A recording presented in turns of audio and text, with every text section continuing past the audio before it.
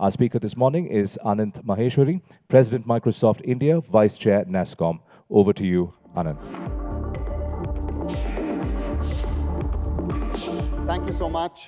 Great to be here. And I was wondering as I was listening this morning, I really like the coffee in Bangalore. And I wasn't sure how many folks have had that coffee in the morning.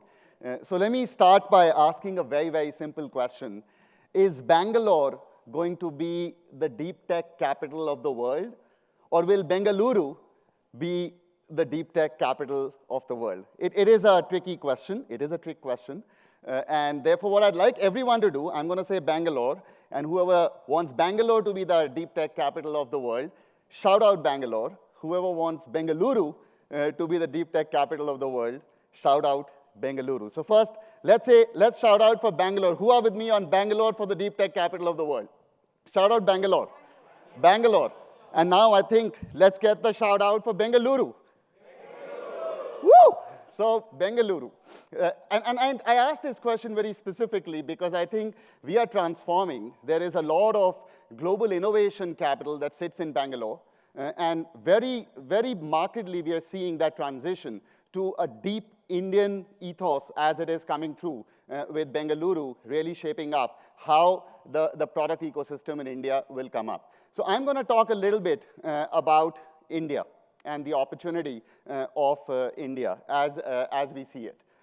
Sorry if the slides can come up.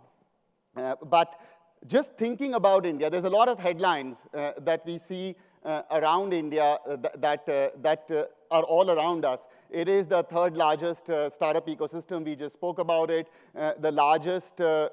Okay, so just thinking through in terms of India, it is a fantastic time to be in India. People have called it, this is going to be India's century, not just India's decade, the only bright spot in a global recessionary environment. The Economist actually called it, is it India's moment in this decade? So there's a lot being said about India, both by the global agencies as well as the tech landscape around the world. Many of the companies that you work for have already spoken with them, with their ambition, their strategy, with their money, and really thought about India as the place where they're going to innovate.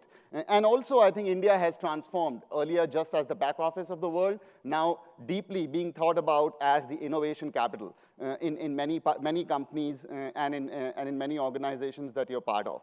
The headlines, as I said, all of us keep listening to them, keep hearing them. They become kind of a part of the narrative that everybody speaks of, which is around GDP, around the national tech stack, which is quite unique. Amongst the only countries which is leading with a public digital set of platforms, which is at scale, billion-scale platforms. It is really around the digital payments, likely to be 10 trillion by 2026. Again, a very big capability. And also the IT services, which has always been a big strength of India. So what I'm going to do is play with three words: India, digital, lead. I think we use these words very often. I've used them a few times over the last couple of years of the pandemic, but it's very important to ground ourselves what these three words can combine to. So first up, India does lead digital for the planet.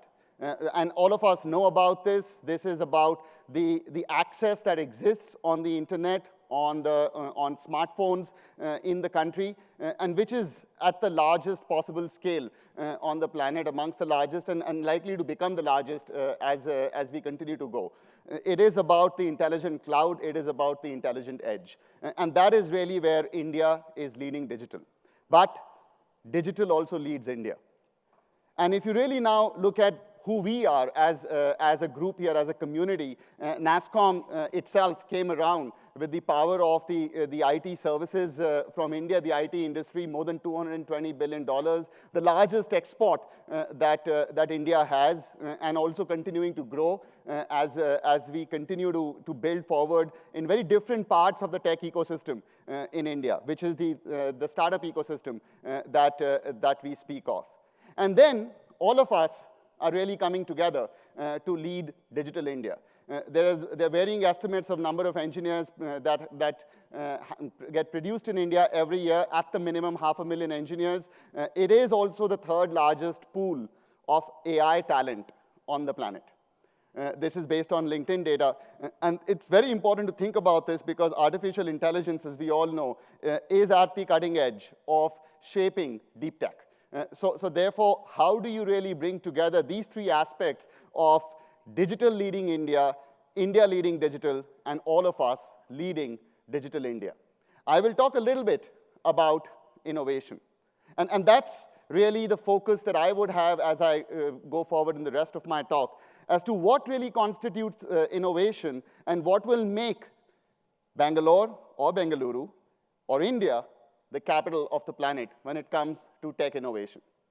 Now, as you think about innovation, you've got to ground ourselves a little bit in reality as to how at least some of the stack ranks show up in terms of innovation. If you look at the Global Innovation Index, India is still nowhere close to being at the top of the Global Innovation Index. It has improved from a rank of 81 to about 40, and it's continuing to grow. That rank is getting better, but we still have to do a lot more. And I'll touch this towards the end when I speak about the innovation processes. But it's also the unique kind of innovation. A very interesting factoid that at least it struck me, Chandrayaan-2, this is rocket science. As in we all have colloquially said, hey, this is not rocket science, and therefore don't call it innovation. But Chandrayaan-2 is rocket science, and what it costs to put Chandrayaan-2 out and make it a successful mission was maybe even less than 1/3 of what it costs to make a Hollywood movie about the same subject.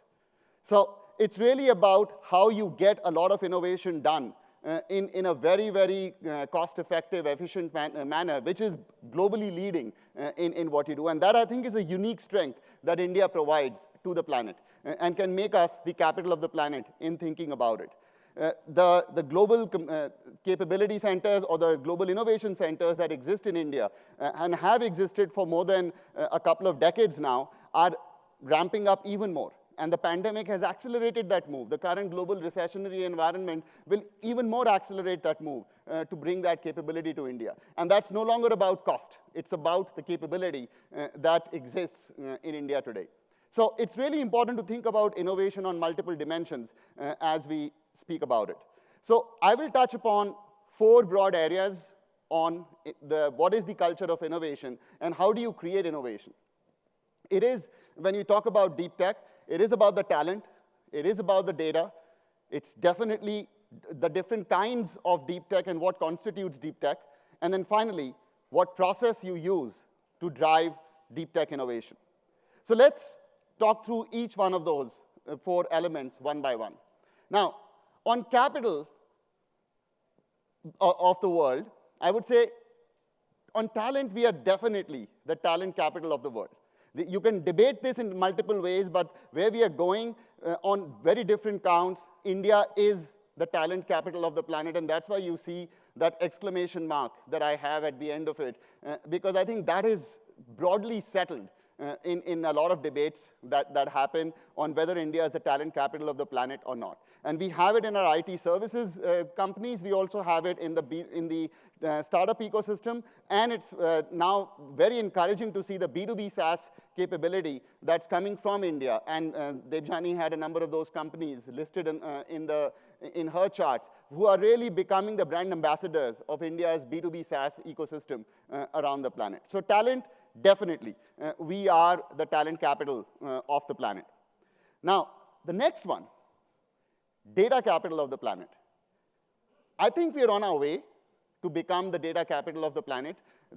What's driving us are our public digital platforms. What we have done with Aadhaar as a biometric identity, what we're doing with UPI as a transaction system, with data consent layer coming in, with a lot of the other platforms coming together, we are on a secular wave of really becoming the data capital of the planet. As policies and regulations come into play to support this, I think this can be a very, very significant curve that all of us will benefit from. As we move forward, we have to ask ourselves, and which is the question that both Ram and Debjani posed earlier, can we really be the deep tech capital of the planet? Now, whether the number is 1,000 or 10,000 companies which will do it, or even 10 companies which become global leaders and are the tech leaders of the planet in terms of deep tech, do they come out of India? Do they come out of Bengaluru? And that's the question that I think all of us will debate over the next couple of days.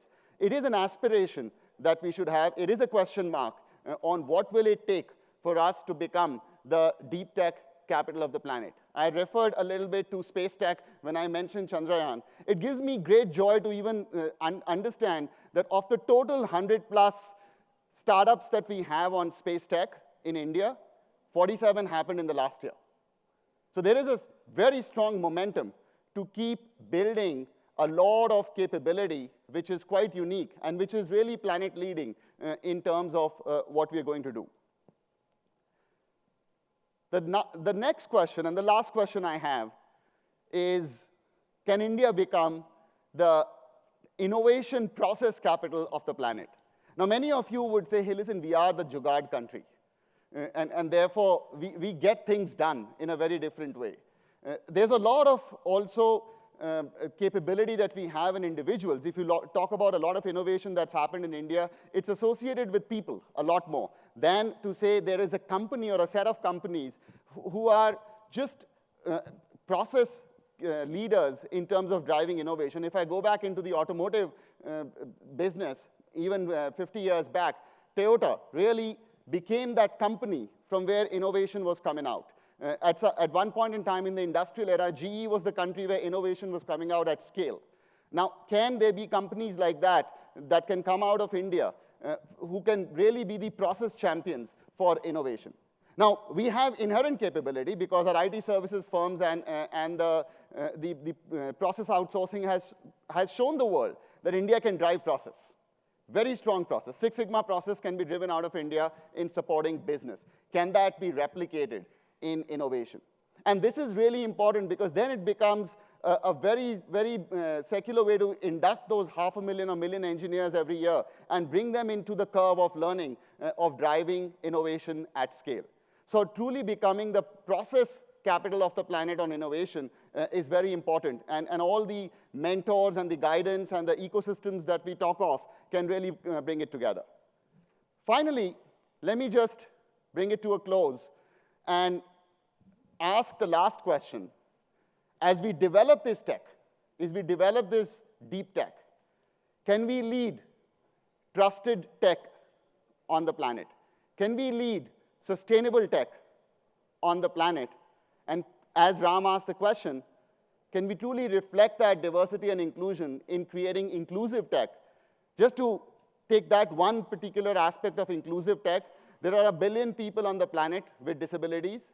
How do we bring them into the mainstream? And a large share of that exists in India. So can we really bring a lot of those people into a technology mainstream and enable them to participate more in the economy? I'm just passionate about India having a unique opportunity to lead trusted tech on the planet because we are a unique ecosystem where you have Indian companies, traditional Indian IT companies, startups, and the global tech coming together even in an ecosystem like NASSCOM to pull it together, working very closely with civil society and government to drive trusted tech.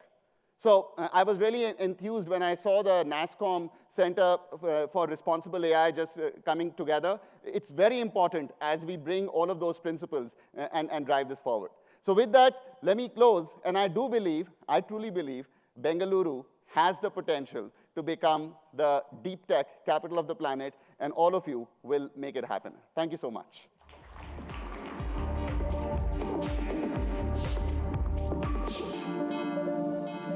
Thank you, Anant, for that insightful keynote and for your perspectives.